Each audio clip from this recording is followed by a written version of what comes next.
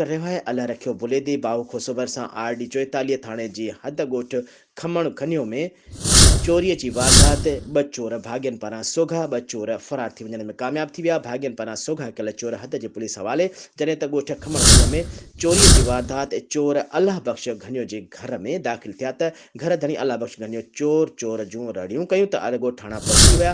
चोरनि ऐं ॻोठाणनि विच में फायरिंग जो सिलसिलो शुरू थी वियो, जंहिंमें ॻोठाणनि 2 चोर सोघा करे वरिता, जिन जी सुञाणप कई वई पाड़ेसरी ॻोठ जा रहाकू हफीज़ुल्लाह नंदवाणी ऐं मुहम्मद हसन निंदवाणी तौर सुञाता विया, जिन खे पुलिस हवाले कयो वियो आहे। अलाह बख़्श घनियो जी फरियाद ते हद जी पुलिस RD 44 ते केस दाख़िल कयो वियो, जंहिंमें हफीज़ुल्लाह नंदवाणी ऐं मुहम्मद हसन नंदवाणी, नसीबुल्लाह नंदवाणी ऐं अकबर रईस ओगाही ऐं हिकु नामालूम ते गुनाह नंबर 1/2023 दाख़िल कयो वियो आहे।